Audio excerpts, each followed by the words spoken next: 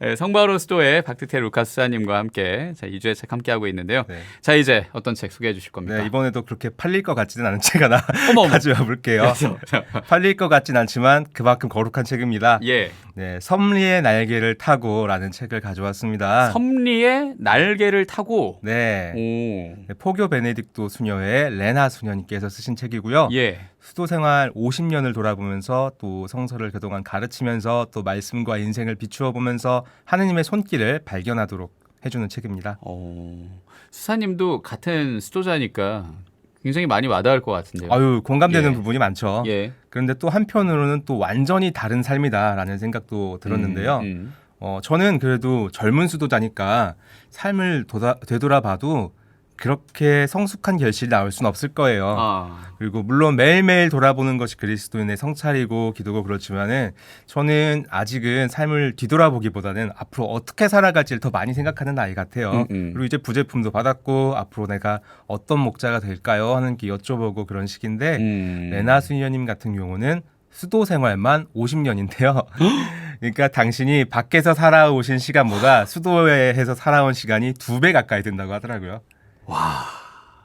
그러니까 인생이 수도예요. 그럼요. 제가 살아온 시간보다 수도 생활을 더 많이 하신 더 거예요. 많이 하신 거니까. 인생 전체를 돌아보는 책일 수도 있겠네요. 그렇죠. 예. 네. 그렇죠. 네. 그러니까 이런저런 묵상들도 많을 것 같고. 네. 어떻습니까? 그 중에서도 아무래도 죽음에 대한 묵상이 왜냐면 이분은 수도 생활 50년이나 하신 만큼 그 시간이 또 멀지 않았을 거 아니에요. 또 그렇죠. 오래 사시면 좋겠지만은 그렇죠. 그런 생각을 안 하실 수 없는 나이일 거예요. 아마. 그러다 보니까 수도 생활을 5줄 인생이다라고 표현하시는 대목 참 인상 깊었습니다. 5줄 인생이다? 네. 왜냐하면 묘비에 딱 5줄만 기록된다. 출생, 입회, 첫서원, 종신서원, 선종 이 5줄이 평생을 살아온 한 사람의 인생이 딱 5줄로 기록된다 이거예요. 하하. 그러면서 마지막 말로 여러분의 인생은 몇 줄로 기록되길 바라십니까? 라고 이렇게 글을 마치는데 정말 강렬하더라고요 그 말이. 근데 이 질문이 수도자뿐만 아니라 사제뿐만 아니라 모든 사람한테 던지는 질문 같아요. 삶이 뭘까? 그리고 내가 지금 치열하게 싸우고 있는 문제들 고민들 아까 얘기했던 뭐 공부 문제, 돈 문제 이런 것들이 내가 죽을 때 묘비에 몇 글자나 기록될까? 그러면 내 남은 시간들을 무엇으로 채우면서 살아가야 되는가라는 생각도 해봤어요. 그래서 저는 삶의 중년이나 노년기 그리고 젊은 사람들도 읽어봐도 좋겠다라는 생각이 듭니다. 네. 보통 삶을 마감하고 뭐 그런 순간에 코엘레서에 있는 구절 중에 이거 있잖아요. 허무로다. 허무하다. 허무. 네. 그러니까 뭐 모든 것이 허무 아닌가라는 그런 생각보다는 네. 진짜 우리 삶을 어떻게 살아가야 할까라는 네. 생각을 하게 해줍니다. 그러니까 그토록 집착했던 것들이 사실은 별거 아니라는 생각이 들 때 가벼워지잖아요. 그렇죠. 그리고 진짜 우리가 더 중요하게 생각해야 할 건 뭘까라는 것도 생각을 하고요. 그리고 가볍게 만들고 또 편해진다는 걸 우리가 사실 잘 알고 있지 않습니까? 그렇습니다. 코엘렛도 뭐 허무로다라고 하지만은 코엘렛도 염세주의가 아니고 그 우리가 하느님을 아는 것만이 유일한 지혜고 보하고 그렇죠. 나머지 것들이 허무다라는 것을 얘기하는 거거든요. 말 맞습니다. 그대로 방금 말씀하신 것처럼 우리를 가볍게 만들어주는 거예요. 그래서 인간이 한낱 흙으로 창조되었다라는 성경 말씀이 그런 부분을 잘 표현해 주는 것 같은데요. 수녀님께서 성서를 오랫동안 가르치신 분이기 때문에 이 부분에 대해서도 설명을 해주세요.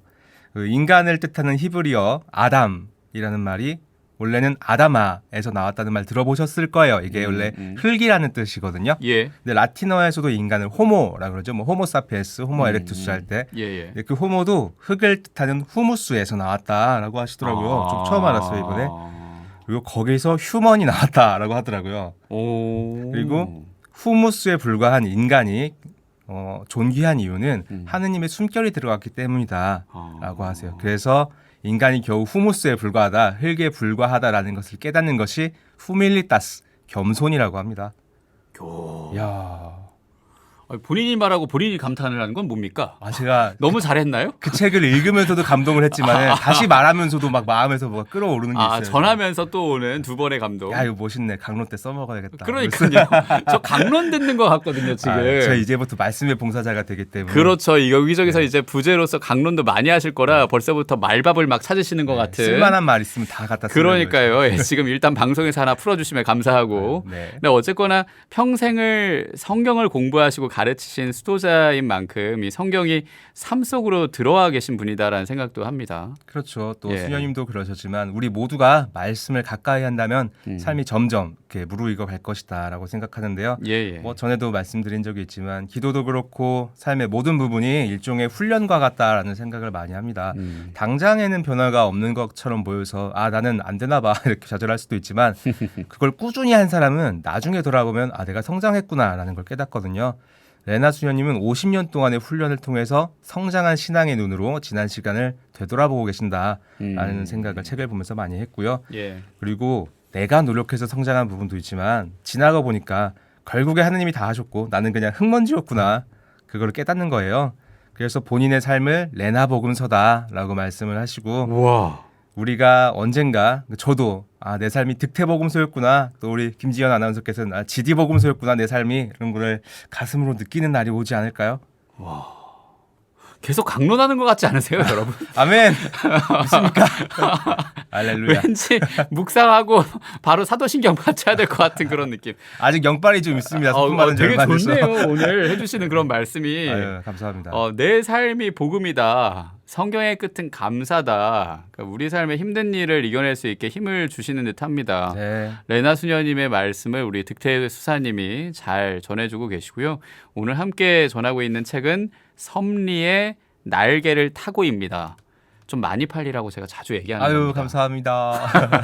많은 분이 좀 읽어주셨으면 좋겠네요. 네. 이 섭리의 날개를 타고라는 이 책에 나누고 싶은 구절 소개해 주실까요? 네, 책 중에 우기청호라는 편이 있는데요. 사자성어죠. 비 올 때의 경치는 매우 기이하고 또 비가 갠 후의 경치도 맑아서 좋다라는 뜻인데요. 삶을 복음으로 받아들이는 사람의 태도를 말씀하시는 것 같습니다. 이 부분 읽어드리겠습니다. 예, 좋습니다. 좋은 음악과 함께 낭독해 주십니다.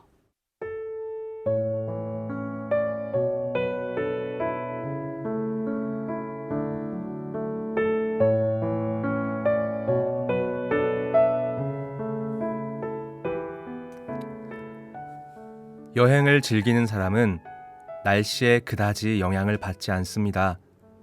물론 맑고 쾌청한 날씨가 여행하기에는 적합하지만 모든 날씨는 그 나름의 아름다움과 의미를 지니고 있음을 알기 때문입니다. 하루가 밤낮으로 1년이 사계절로 이루어지듯이 인생은 들숨과 날숨, 희로애락과 생로병사로 직소된 모든 것이 그 나름 의미 있고 아름답고 좋은 한 번뿐인 여행입니다. 저는 우기청호와 바오로 사도의 필리피 서간의 말씀이 같다고 생각합니다. 비가 오면 기이한 풍경을 보아서 좋고 날이 개면 맑은 경치를 보아 좋듯이 역경 중에는 인내를 배워서 좋고 순경 중에는 삶을 즐길 수 있어서 좋습니다.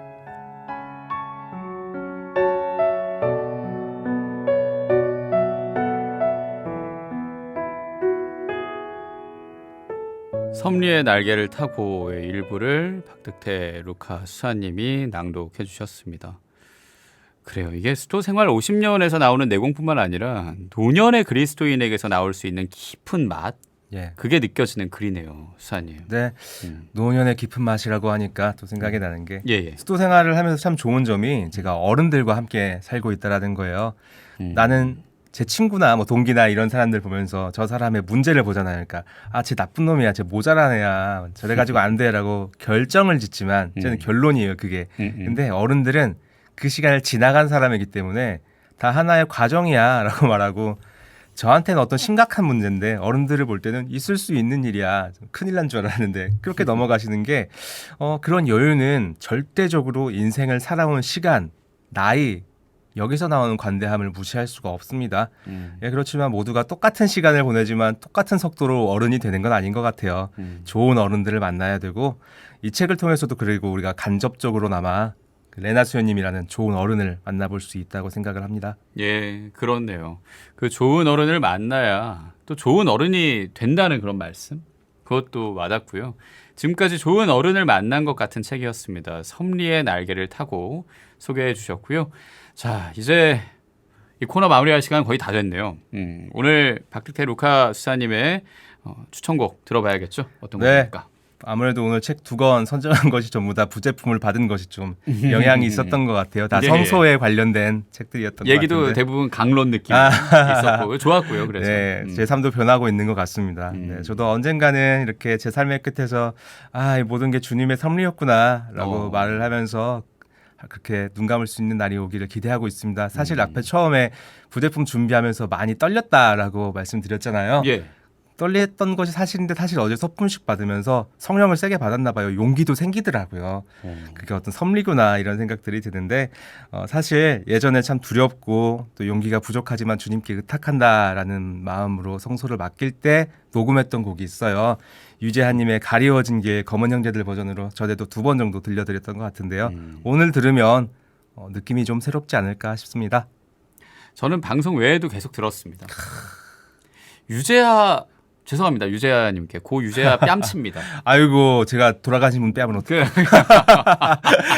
감히 아니 그럴 수 있죠. 예, 우리 레나 수녀님 날개를 타고 가셔가지고 할 수 있지 않겠습니까? 네. 섭리의 날개를 타고까지 우리가 또 소개를 했으니까요. 네. 우리 여러분 다시 한번 들어보십시오. 여러분도 아시겠습니다만 몇 번 들어봐서 우리 박득태 루카 수사님의 목소리로 검은 형제들의 목소리로 유재하의 가리워진 길 들려드리면서 다시 한번 부제품 진심으로 축하합니다. 진심으로 감사합니다. 네, 그리고 오늘 소개 감사합니다. 잘 들었습니다. 감사합니다.